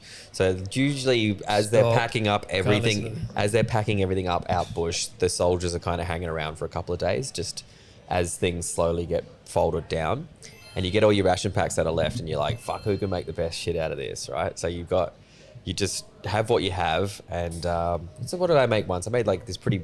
Actually, that sounds pretty cool. Pretty bulked out. So ration packs are terrible. Ration packs are terrible, by the way. So they're just like kind of this block. It's 1.5 kilos. And it's full of weird ingredients. I like the thought of the challenge of trying to make it. So you might get another unit and you go, right, can't. I'll fucking just cook off. And they're like, yeah, because you can't leave soldiers like idle for too long. They do weird shit. That's how Yeah. you talk. And they always want to outdo each other. So they're like, you, me, ration pack, let's go. Do you know what that is? Uber Eats. Someone Yeah, just got crushed. Did you hear that? Yeah, but it sounds like Super Mario. Doesn't it? It sounds good. It feels terrible. I'm so glad I missed the Uber Eats. Did you? Yeah, It I missed it too. He It was explaining it, sucks. yeah. It'd be new sounds you get to hear in your sleep. It sucks. And do you know when they order? Service time right in the middle. Fucking oath. Bang, Boom, it a boom, bang, boom. it a bang. Turn it off, So man. now you've got Like- two. You're running Yeah, two okay. restaurants at once. Yeah, it's crazy. Yeah, if you turn it off, like the owner comes in and like, what happened to all of our money? Like you can't just create a new, like add 40 more seats to your fucking venue, But right? that was, Yeah, that but- was COVID, and now everyone's just Now it's carrying normalised. on, and now Yeah. it's normalised, exactly. Yeah. Have you heard So that about was survival, and now it's like, ooh. you Yeah, heard and about- as you tell an owner that they can't do that. So you could have like a whole venue like this, say it's empty, but you're still doing like 80, 90 covers. Yeah. And not even Exactly. feel like it. And Think you just got about- one bloke. Think about your prep and stuff where you're like, oh, I've got like 50 seats at this What a burger weird restaurant. feeling. And What you're a like, strange feeling. we're absolutely fine for these 50 seats. Like there's no way you've done your calculations. Yeah. But what if 40 Uber Eats come in? Yeah. There's places in I Melbourne can't that handle it already. And then you can't even turn Or a off few the seconds. menu. So you've like ran out of stuff. Yeah. You can, but like it's hard to when you're in the shit. Yeah. So then, some people are pocketing Dockets. I'm pocketing full fucking burgers. there's places in Melbourne that like have like ghost kitchens. So Yeah. like if you ran a venue that's yeah. venue that's only doing dinner, they might sub hire the place out, so then a place can come in and do breakfast just on Uber Eats. Yeah. And just doesn't exist anywhere else. Yeah. It's I fucking think that's a genius. good idea. Yeah. I like that. Yeah, sustainable. Which would be fine. I think like if you're a ghost kitchen, that's a great. Like you wouldn't even service anybody except for Uber Eats. Yeah, yeah. And you did breakfast. Bang on. What a good awesome. life. Where were we? I got one. Oh, do thing about so that's the officers eat fancy shit. Yeah, so the officers always eat better. So they've got some people who they cook for the officers, and they kind of say that as a brag. Yeah, that's the next And then point. regular I've thought soldiers about just it. fucking punch them in the back of the head. Do they? They're like, oh, look at the officers' mess. It's like, you're a like, get out of our bar. Yeah. Like, we have our own bars and stuff on bases. You're right. And if any of those dweebs come by and they're like, they just get, they get like wedgies and stuff, like old school. Why like, are they bullying. dweebs though? Because they got a ha- good job. Because the officers come by and stuff, and they're always like, "Thank you. You know the way I like my thing." And we don't like the officers anyway. Yeah, that's So so you're dumb. a fucking traitor. Get out of our sight. Go drink at your own bar with the other dweebs. Yeah. That's You're all a that is. dweebs. Go drink it. That's all there is. Medium rare, yeah. Dude, if you thought that chefs had some kind of That's so funny. segregation, army is just next level. Yeah, we don't even like other soldiers who are just in another unit that just do the same thing as us. They've just got a different coloured shirt. We're like, Wait. fuck them, they're blue. So are they? So how's the hierarchy work then? Is it officer? Is there a head chef or cook or something? Or how does that Yeah, work? Is they kind of. But officers? he's just like, but he has a rank instead of a role. You Yeah. know, like I guess you call it head chef, sous how do you chef. get So he that would just be rank? like the sergeant. Is Ti- it through cooking or is it just through? It's time in. It's staying as long as you can. Right, The only thing okay. is they get paid well, and you don't have to do With more much. stripes or whatever? Yeah. Or whatever it is. Yeah, absolutely. And you might go to like Afghanistan Yeah. and get 100 grand in 7 months, and Fuck. just stay in the armored base and just cook for everyone. Yeah. And if you might do that every 3 or 4 years, and then you just put that in the bank, and then you just earn your normal Hopefully. wage. So there's incentives for them to stay in. I mean, you're not going to create anything amazing, but you will get to live in a pretty interesting life Yeah, for sure. for doing something that's quite like entry level. It's definitely unique. It's definitely something I've never seen, yeah. Like the Navy guys, for example, like they will cook on a boat, but then Navy boats are just in Bangkok and shit all the time, and like they just travel around the world constantly. It's not bad. It's got its pluses. Yeah. Yeah. I can see why It's got a certain massive people minus. in society would be attracted to that. Yeah, it's Yeah. got a massive minus if it ever happens, but it hasn't happened for the last 50 years or. But like the cooks are still, they're just going to be back where Yeah. I think. Yeah, but I wouldn't want to be on a ship. Yeah, but you're not getting. That could get bombed. Yeah, you can drown, yeah. But on a ship, everyone still has to be qualified to do the ship stuff.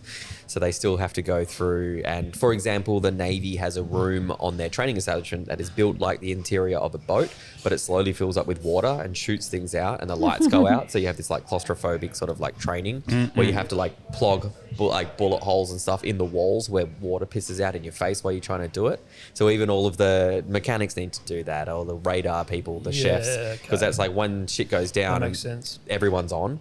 So I guess they a bit more than the rest of us. What the fuck do you eat on the submarine? Submarines are disgusting, bro. Sandwiches. No, it'll be dried, eh? Bit of It'd have to be non-perishable. a funny story the other day. The submariner came. Do they come up at harbour and just like grab some produce? Yeah, just get a couple of chickens. Submarine- Like live chickens. That's how they Submarines ate. are That's how disgusting. dados went extinct. Submarines just don't want to eat rations anymore. Submarines are gross. They've only got half the beds required for the crew, and they do something called hot bedding because No, I don't want that. so you do shifts, right? So there's enough crew for like every makes job. sense 'cause of the So you do size, shifts, though. and then you go. Yeah, 'cause size is the premium. I don't want to Yeah. sleep in a bed that someone's just got out of. Someone's just jerked off. Well, in, don't. Be a submarine guy. Done. Perfect. yeah. All right. But they put a high profile. They put a high preference on food because it's like it's the only thing that keeps people happy. Yeah. So they actually prioritize it quite well. In your chef career, what is the best thing you've stolen? Oh, what have I sold? The best thing? I sold a lot of things. I don't know what the best thing is though. What have you stolen? Chairs for like an outdoor area. Was there something you were like, fuck them, this is cool? No, they weren't using them, and they were like, whoever was running it was like, we're going to use them one day, and I'm like, you're not. And I was like, living in a share house, and I was like, well, you can fucking have that out the back, right? Chairs and stuff. Threw that in. How did you get those chairs out of there? Just in the back of the car. Nice. Boom. When I was working at McDonald's, me and my mate Kyle backed up his car when we were closing, opened up the boot, threw in 10 packets of nuggets, you know, the big ones. Yeah, dude. Deep fry at home. That was fucking great. Just full on rob the joint. Yeah. Straight I out of used the to do it through freezer. window. That was another thing I used to do. Just What, throw what out the window? anything. But it would have to be planned because it was like, To your mates? yeah, I can't remember how this happened. It was Nokia 3210 sort of age. You're definitely getting something about it. Or maybe I knew they were coming through at like 11 or something. I don't know. Pre-planned. But I'd just be like, I'll just have this in my hand. I'll now have to serve a car or something out. And then like a fraud or like a espionage was did a stage at a few places, and they were like, whatever you do, you don't fucking take photos of the recipe books. Right. Fucking Yeah. took photos of recipe books. Yeah, you go know, like fuck yourself, Intellectual, bro. just rip that intellectual property That's right half the off. reason I'm here. Go Exactly, fuck yeah. yourself. I never understood that because like once you'd done a recipe, I kind of felt like I had it. Maybe that was just me. No, sometimes I'd forget like the micro Yeah, not 6 stuff. months later. Yeah, right. Yeah. Okay. Maybe I Like- just didn't care. Like the micro molecular stuff. I'd be like you know when it's like 2 How much grams out. xanthan gum do I need? Yeah, that yeah, but kind I of kind of stuff. felt like I could figure that out my own eventually. Yeah, but it's also just like an ego thing for your restaurant. Like, so when I left George Columbaris's, they were like, "Hey, you haven't worked here long enough. You For can't what? put us on your resume." What? Oh, what? But that's just the chefs. That's not anyone. That's just like the What was asshole the chefs that cutoff for work that? there. Whatever they decided, it could have been 4 years. I don't know. But Fuck that's off. just. But it's That's the not how same that thing works. as the recipe thing. It's like, hey. At what point you're does only- anyone you've answer got- those dickheads? What the what I mean? hell? You're gone. No, but they're just asshole chefs, aren't they? That's what they do. Yeah. It's just so you Fucking can't do it. I think I was there 5.5, 6 months, and I don't know that because every time I tried to quit, I did another week. So it just like keeps going out. Whatever it was. Yeah. Whatever it was. It But it's the wasn't same long with enough. the same with those recipe books when people used to tell you you can't steal anything. Yeah. It's like fucking what are you gonna do? Like there's no rule here. I was working at a place like 2 days a week just before COVID happened, and I was like just about to go professional comedy, right? And I was working at a place, and that's when everyone freaked out, and we were like, we got to like, it was in Melbourne, we had to just like things were getting cancelled, we had to lock Yeah. down, and I fucking stole toilet paper. Fuck yeah. I went into Did you? packed my bag full of it because like I was Solid going man, home and I what was like on the news was everyone fighting over dunny roll, and I was Yeah. like shit. Message the missus. I'm like, do we need toilet paper? She's like, we don't have any fucking dunny roll. I'm not going to the shops and doing this. Just dragged in, no toilet paper. I got one Yeah. roll in, napkins. Yeah. I couldn't Just fucking- understand the toilet paper thing. I was like, And me either. It wasn't- The taking it's cool because they're like nice, individually wrapped. They kind of look cool when you got them. Yeah, Mm. Who gives a It's crap? all of it. Yeah. I'll just Yeah, put my butt in a exactly. sink. Like, oh, I'll wash my asshole in a sink, dude. Yeah, totally. Yeah, totally. Yeah, You know the life I've had by now. That's easy money. Absolutely. I could do that all day. You worked in the army. Oh, What do you need? In a Toilet. sink, yeah. Yeah, Yeah. I don't understand the toilet paper thing at all, but it The happened. people, I would freak out like about, I don't know, calories, sustenance, flour. It's almost the last thing I thought about. And Yeah. then until you're Like, like, how much oh of- shit, we have to get at least What a kind packet, of- what kind because of everyone's shit? taking this shit. What kind of shits are people having? You know, there's people still with 2020 toilet paper. Dunny roll. Yeah. Just Tons of vintage them. toilet roll. When I worked at the butcher shop as well, that was what they did. They would just come in and just go, yes. How much mince would you want? Yes. And you're like, this. Yeah, it's like 10. Okay. yeah, Yeah. But you know they've still got that in their freezer. There's no Yeah. way. And And you so know- people would come back and come back and come back. Do you remember the rule where you couldn't take it back? What? Like Coles made a rule where you couldn't get your toilet Shit. paper refunded. I'm with see that. any good decision they've ever made. I'm with that. You yeah, like yeah. that? Yeah, absolutely. Yeah. You want to go? You want to freak out and buy all this stuff up? You got to Fuck live with you. it forever. Yeah, you want to fuck everyone up and line it's up like- for nothing. but that's again, you know, is that- you've got the ones that are hoarding the paper already have 8 fucking packets of it. Sure. Yes. Yeah. Yeah. And we liked it. We allowed it to happen because we hated those people. But Yeah. it's not a rule. It's not a rule to say, hey, you can't bring this back and get a refund. I just ban them from the store. I put there You can't have anything ever again. anything. You got to just go to the No markets. taco kits, nothing.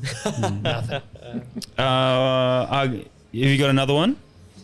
I don't know. Oh, so just thought maybe you ship out this stuff to the people in combat zones, right? Like Yep. so the calorie ones you were talking about. Yeah. They made and they So last make for them like themselves, 15 years. as in, like, Rash. they just eat them.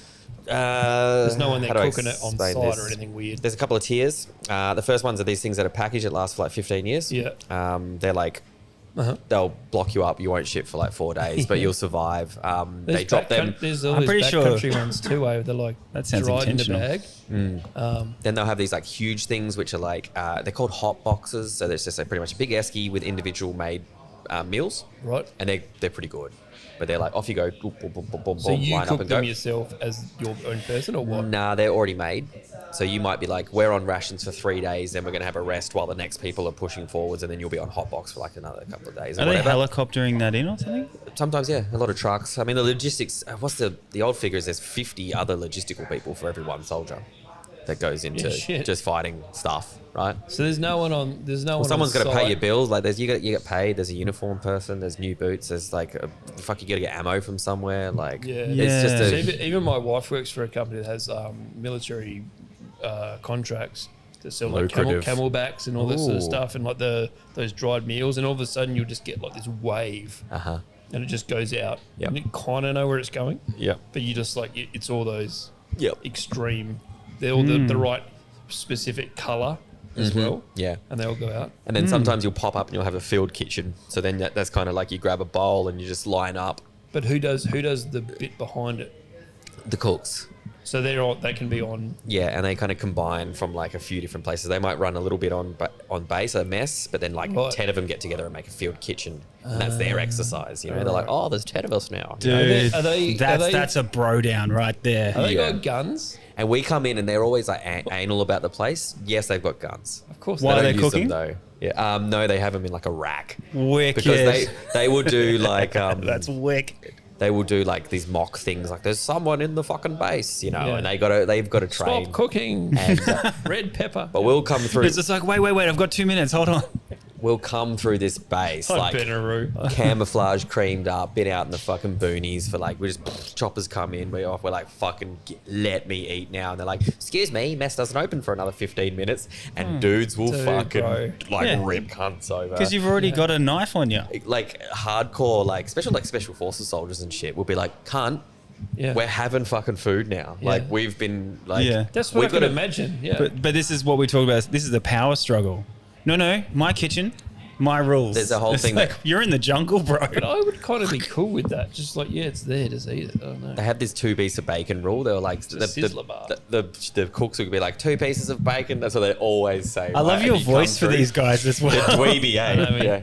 Let's get 2 pieces Only of bacon. 2 pieces of bacon. And hardcore killers will be Real like, Kiwis. shut up, cunt. I'm taking as much bacon as they want. And they're like, I'm fucking in charge here. And they'll nearly come to blows. It's good. When you're talking to some like Neanderthal fucking weapon, Yeah. he'll rip your face off. You know what I mean? Give him as much bacon as you can. Exactly. Also, he's 120 kilos. Like, he needs more. You know? Yeah. Also, can kind of figure maybe they've only got enough for however many people, surely. Or not. Absolutely. Yeah, But like, so try telling that to someone who's starving. Yeah, but I can appreciate the struggle of like, I don't want to cross you, but only 2 pieces of bacon. You know? We got like a 3-piece of bacon like exception because we kicked up enough of a stink. What the fuck? It took us like 8 months, but we're working really hard. And then they were like, all infantry soldiers can get. It came out as orders, 3 It got pieces of bacon. and we thought we'd fucking pulled off the French Revolution, mate. yeah, we were yeah, like, yeah. I love the Australian army, just like nothing, like you think about everyone else, they're Only so bacon matters. close to other people that they could be in wars with. Australia's just so far away. They're like, how much bacon are we getting? Americans, because we work like Americans, our closest ally. We work with them all the time. They know how to fucking eat. Like they will have on a Navy ship. The American cooks are all real cool. Black dudes, bandanas, like, yeah, bro, you want some fucking Joe? Like, and just slopping it in. And we're like, these guys are sick. And they like maintain a high level. Like, you can get fucking sloppy Joes anytime, homemade burgers. Their rations are like, here's this pizza that's just lasts forever. Yeah. Peanut M&Ms, fucking all this sort of stuff. And on a ship, they will have the best dessert range you can ever get. And we're like fish out of water on these places. And my mate, who's a fucking idiot, John Cini, grabs like cherry pie. Oh, they do a good cherry pie in the American Navy, right? Gets there, smashes this big bowl of cherry pie. Next to the dessert is actually a condiment section, but it has condiments for everything. And he just grabs the biggest ladle of mayonnaise and slaps it on this cherry pie. And we all knew. Yeah. And he's sitting down and we're all in this long thing and we're just waiting for him to fucking eat it. We're like, come on, bro. Mayo pie. And he's telling this story about some girl he shagged 10 years ago, right? And he's like, and he keeps telling, we're like, I can eat it, bro, eat it. He's like, and we're like, eat it. And then he finally just cherry pie mayonnaises and his neck nearly breaks. He's like, and like 30 guys just get up on the table and cheer like, wow. And these Americans are like, what's happening? These Aussies are gone crazy. We're like, he ate pie and mayonnaise. They're like, that is funny, bro. I understand it now. Yeah. That is interesting what you say about like keeping the morale up just with the food. Like, I can see how that would be just like, you'd need that epic shit. If you're on a ship, Yeah. Yeah. And every now and then they'll just give you some other stuff. Like when I went to East Timor, it would be everything. they would just be like, hey guys, we've got you some stuff. Like it's Christmas Day. Like here's some prawns and shit for you. Also, open it up, fucking crisp cans of VB and an esky that get flown out in a Black Hawk. They're like, Do they? And then and then there's beers. Yeah, beers. Have you ever beers delivered by a helicopter? No. They taste better. That would they be better. taste so good, right? And you can sit back and go, yeah, and just have a prawn and a beer. Yeah, with learning, with a learning machine to gun. kill people is cool. With a machine gun, That's man. gangster. Yeah. Yeah, so All right. I like that stuff. We're pretty much there. give I it got to me. one Let's more. go crazy. What do you want to know? Worst kitchen injury. I got a hemorrhoid in my ass, right? And I don't even think I know what a hemorrhoid is. hemorrhoid's like a blood Let's go vessel through in it. a blood vessel in your butthole that enlarges, and essentially you've got like a in blown it out or like butthole. in it, and it comes out. Both. Some can be internal, some can sit on the outside. So 99% of all men will have one in their life, and 2/3 of women will get one during childbirth. So don't fucking gob off too quick. You're due, right? All right. Well, when I get one, I'll know what it is. So yeah. I had a hemorrhoid in my ass, right? And I was working breakfast shift. Wait, and did I- you get it from cooking? from lifting things is what you get while it from. you're cooking? So it builds up over time. So Oh, my I life in the felt- military I felt caused that this. lifting. So my life in the military No, kind of I caused this. can Then it went remember boom. feeling, you know that lift when you You've like, probably had one. You've just never checked your like, ass you know off. when you like deadlift real heavy shit. Yeah.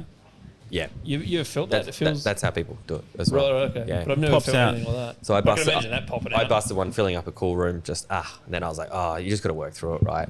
And they normally just have there's nothing you can do about it. Yeah, And righto. I one day it just burst and my ass was bleeding. in a fucking kitchen, man. It was just me and the male barista at 7:30 in the morning. Boxer shorts or do you have jocks on? I was wearing jeans because I was just one of those jeans and things you're jocks, like, right? oh, this is happening. Sort it out. And I don't care what you say, but when your Just ass is add that bleeding, to the list for the day. it's embarrassing, right? So I don't know. That's I went just up. my opinion. I went up and hit up the male barista. I'm like, dude, man, my ass is bleeding. And he's like, fuck, that's embarrassing. And I'm like, bro, you're a barista, fuck. Give me a coffee. Yeah, as if you haven't had a bleeding ass. Yeah. And I just had to work through it for a little bit until the boss's wife came in, this 70-year-old lady. And I was like, excuse me. And I was like, do you have a menstrual pad? Yeah. Do you have a menstrual pad? And she's like, dude, I'm 75 years of age. Yeah.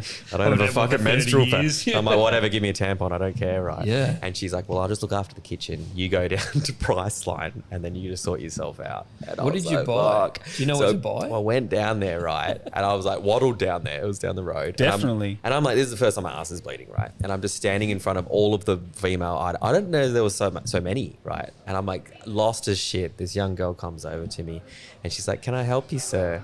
And I was just lied and I just said, I'm looking for pads for my wife. Yeah. And she's like, what does she normally use? And I'm like, I'm just in the shit here. She uses the same as you. And I'm like, I got no idea. Can you just tell me what's going on? So she's going through every single one of them, right? And then I finally see down the bottom, there's male incontinence pads. So I was like, Bingo. oh, fuck, I'll just grab these, Yeah. right? And she's like, no, sir, grabs my hand. She's like, they're for men. And I'm like, oh. And I just said, my wife's very strong. And if she didn't click on to what was going on just then. And then she just let me buy them. Yeah, totally. Yeah. Oh, you do know what you're doing. It's never really helped myself. I've got a couple of stitches in a finger when I was an apprentice. Dude I work with cut his hand right open and it was like busted open and I had to like sling him up and take him to the... Do you see bones? To the thing. Yeah, I saw shit moving in there and stuff. So, but I was very lucky. Didn't hurt myself too much. Yeah. Chase, we had on, sent me a message the other day because I shared this thing with him, like someone was using a mandolin like crazy fast. Mandolins. I couldn't look at it, and he was like, "Ew," and then he said, "Our mate Adam, who owns a deli, said like that some chick on her first day was just slicing." And just sliced like finger to palm the whole way down. And I was like, Yeah. I can feel how much that imagine- stings but afterwards. I can imagine looking at it and going, it's okay. It's not okay. You it's can not see all the okay. capillaries come And up. then that's that thing it just starts to ooze out. Yeah, I don't you see like me the other it. day, I was just like, I couldn't hold it together. I was like, I'm reading it like, I don't like that at all. you can see it happening though, right? First day, Oh, yeah. just slice that. I would, but don't give anyone mandolin jobs on the first day. Yeah, Just but let them I get don't through know. their day. It's one of those jobs where you can go new person, stand on there for an hour. Yeah. If But you then- survive, but you got a also- job. Yeah. Nah, I wouldn't be that mean. Gross. Yeah, but like, God, she must have gone like, oh no. Another time, I've told you this in the past, I believe, but I was working at one place when I was on my way out. I helped a friend out, and we were taking a bit of cocaine at the time, and I was helping him with a restaurant open, and we'd worked for like a whole bunch straight, and he was like, took a look at me one day. He's like, "Dude, you're tired. Go upstairs, front of my bag of coke. Let's sort this out." I said, "Yep, sweet, no worries." Went upstairs in there, big old fucking line. Came back down, and I was like, not feeling really great, and I said, "Dude, what was in that cocaine?" He said, "You went in the front of the bag on the front." I was like, "Yeah, front side." He's like, "Nah, that's ketamine." Oh shit. And I just like had to work through a fucking like fighting off a K-hole. Yeah. I think I would be panicking too. I was just like, I don't know if What is about ketamine to works happen? that way. I was just holding off. What's that?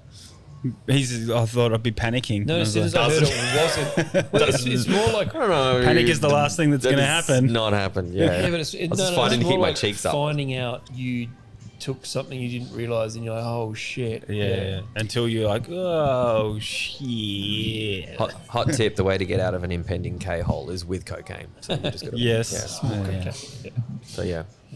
Oh, Jarryd Goundrey, thank you so much for coming on. Can Thank you very you much. shout out all of your stuff, bro? Because you are a busy comic. Whatever. Just give us a follow. Jarryd Goundrey on everything. I make content. You guys make content. If you like watching whatever you've seen this particular thing on, just You're at Fringe right follow now. through. This will come out on Monday. Oh, sweet. Yeah. Don't watch me if you want to, but go watch something you've never seen before. Like fucking Me. Yeah, go. But like when people go to all the festivals, right? People will always go see something that's been fed to them through like a huge marketing machine. Totally. Yeah. Go out and still watch the thing you want to see that you've seen, but then like go to an early show or a late show and just take a punt on someone else. Yeah. And just see who you're going to come across next, because there's a whole bunch of people who are in that bracket who are amazing. Yes. And you might just see someone that you will go on and do great things. Yeah, and good advice. Hospo Horror Stories is going to pop up again. Melbourne It's International good to get Comedy Festival. the team back together, the original crew, Yeah. Yeah, I guess so. and to make it happen. Lachy, do you want to talk about this place, RoyAl's? Like, people want to come down? Yeah, I love RoyAl's. Al and Ken, the absolute legends. So, Wembley, where is it? Vic Park. There's another one somewhere I'm forgetting. Wings, burgers, chicken, beers. They got a great special at the moment. It's basically like a triple with bacon, so that's kind of what I'm about. On Yeah. one final statement, although I don't work in hospitality anymore and I had a very small career doing great things in it for a small period of time, I look back on it nicely. I like meeting other people that did it. It gave me a lot of great skills for being a comedian, like trying to organize myself and do all that sort of thing, quality control. And although the industry sucks and it's shit, I'm pretty grateful for my time. Yeah, I think that's how we feel about it. That's everyone we've come across doing this. Yeah. And everything. I've never thought about it before we just started talking about it, though. One Yeah. day, that's all. It's good to communicate the I'm struggle too. Yeah. as like being a cathartic thing, but like most people that were in it long enough had a passion for it. Yeah, definitely. Or have a passion for it. You learn there's no quit. You just learn that it's going to be okay. Yeah. Even if it's not. Yeah. You know, like you just go, okay, next step, next day is going to be the next day. Yeah. Yeah. It'll always, at some point, even if you had 2 hours sleep, it will end. Builds And then- resilience. Yeah. Because there's a lot of people that listen to this podcast that are like just getting into cooking now. Oh, great. And it's always been like, oh, it's actually a positive thing. Like, it's wicked. Being a chef was awesome. But having shared experience with people that were negative kind of like are the fun bonding things that you can talk about. 100%. Yeah. Yeah. And I think it should be a prerequisite for anyone who wants to go into politics is you should have to work in hospitality for 2 years. Yeah. Or do To make you a mushrooms better person. Or do mushrooms. Yeah. for an extended period of time. Thanks for having me. Thanks, fellas. It's been wicked. Thank you very much. Share that.